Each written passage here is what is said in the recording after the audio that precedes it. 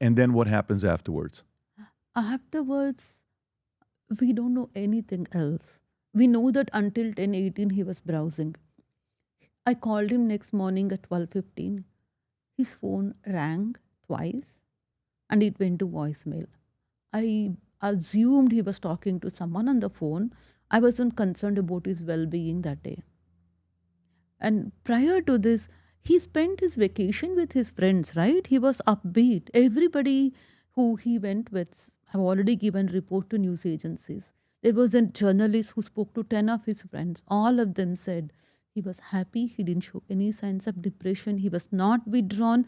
He was always in the company of people. Typically, people who are suicidal, they become isolated. They don't take part. I have journals. What I did was I took the Venmo receipts of how many times Suchir has met his friends over the period. Tons of times he's met with them. I checked his Google Mail, and there are tons of strangers he's meeting as well. That was the last conversation I had with Suchir. Are you meeting any strangers? Because we believe in astrology. My sister pointed out until December 15th, there is kind of like there are some signs that he should be careful. I told him, you know what it shows like in isolation or in hospital, something grave like that.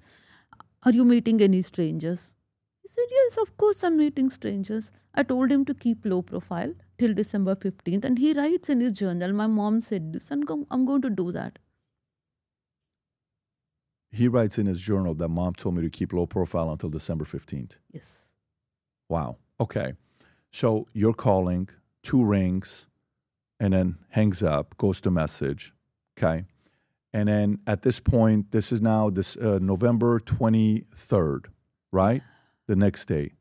So what happens next after that? At what point do you get, because I'm assuming your relationship as a mother, when you call your son, he's calling you back fairly instantly. It's not like he's going to take his time to call you back. Always, if he's outdoor packing or biking or something, then he calls back in the evening when he gets back home. All day he didn't call me today. Then I wasn't really worried. Our usual call time is Saturday morning 11 o'clock or 12 o'clock or Sunday. This has been going on since he started at Berkeley. So next morning 12:15 I called him. Next day he didn't answer. That time I was really anxious because whole day I haven't heard from him. There have been tons of emails and again I sent another email message. Usually what happens is if he doesn't pick up the phone because he's busy, my email always gets response. And I sent him a email, no response. I left a voicemail, no response. By evening my anxiety grew very high.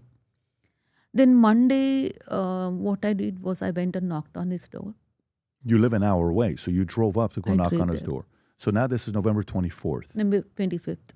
25th. Okay. So 25th, you drive up an hour away. You haven't heard from him since the evening of 22nd. You go to his place. What do you find? His door was locked. I didn't see any smell, bad smell or anything coming. Did you have keys to open the door or no? No, okay, I did check with the leasing office. They said we cannot. If the police come, we can, they said. So the police is not there on site yet? Not yet. They came later. They came at 4:30 p.m. Because you called to see what's going on? I called at 3 o'clock. I called at 3 o'clock. I called a dispatch and told them to go check on my son. I haven't heard from him. I'm worried about his well-being. They seem to have seen in the CCTV footage at 4:30 p.m. two men from the firefighters group, 2 firefighters and 2 police. They went into his apartment. They knocked on the door. He did not open. They didn't even inform me. I was anxious. I called at 5:30 to follow up what happened. Then they said, ma'am, we cannot go inside the apartment without you. Here is my understanding. You know what? When they went, they knew he was probably dead. Usually there is no such protocol that unless I go, they should open the door, right? Because in few other cases, police have opened the door when there is a question of welfare or concerns about someone's safety. Here, they particularly said, you come, we will open the door, because they wanted someone to take responsibility of the body and sign. So they knew on Monday at 4:30. It's very, and why would they do that? And cops, first 2 people came on 26th. I'm sure you're going to come to that. First two people came at 26 at 1:13 p.m. They went inside and they came back. And they were talking, it seems. The leasing office manager, Corey Velletti, he, after all these things, in February, we talked to him and he mentioned that they were talking among themselves that it's a homicide, two of them. And they said they did not The find... leasing lady is saying it's homicide. This is on 26th, 1:15 p.m. They were talking among themselves, this is a homicide case, how to deal with it, right?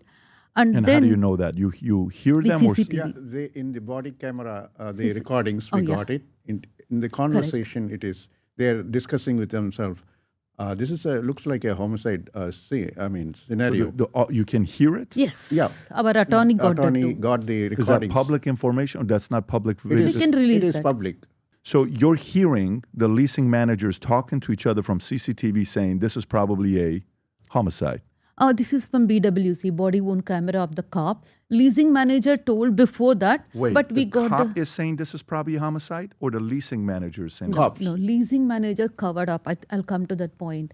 Two officers who came at 1:13 p.m. with two firefighters, they have gone inside, they have checked. They've seen the body and they were talking among themselves, this is a homicide scene, how do we handle this? Wait, the cops are talking to each other saying this is a homicide scene. It looks like a homicide scene. And then they were not able to, how do we handle this? They were looking for guidance. And then they came out and said, I checked with them what happened. Did you see my son? Is he there? The only thing I said is, please check and make sure he's traveling. If he's not there, his laptop will not be there, his toothbrush will not be there. That was the only thing I was expecting. I had no idea that this kind of thing can happen. 1:20, they said, oh ma'am, we couldn't enter the building. We have security protocol. We're waiting for two more officers. They came around 2 p.m. What we see in the body worn camera BWC recording is that officer who comes, goes inside the crime scene, touches his gun box, everything with bare hands without any gloves. He's already contaminated the crime scene without making a determination. This is very pathetic. And They're touching everything without any gloves on. we can release that. Wow. Okay. Nowadays, more than ever, the brand you wear reflects and represents who you are. So for us, if you wear a Future Looks Bright hat or a Valuetainment gear, you're telling the world, I'm optimistic. I'm excited about what's going to be happening, but you're a free thinker. You question things. You like debate. And by the way, last year, 120,000 people got a piece of Future Looks Bright gear with Valuetainment. We have so many new things. The cufflinks are here. New Future Looks Bright. This is my favorite, the green one. Just yesterday, somebody placed an order for 100 of these. If you watch the PBD podcast, you got a bunch to choose from. White ones, black ones. If you smoke cigars and you come to our cigar lounge, we have this high quality lighter cutter and a holder for the cigars. We got sweaters with the Valuetainment logo on it. We got mugs. We got a bunch of different things. But if you believe the future looks bright, if you follow our content and what we represent with Valuetainment, with PBD Podcast, go to vtmerch.com. And by the way, if you order right now, there's going to be a special VT gift inside just for you. So again, go to vtmerch.com, place your order, tell the world that you believe the future looks bright. If you enjoyed this video, you want to watch more videos like this, click here. And if you want to watch the entire podcast, click here.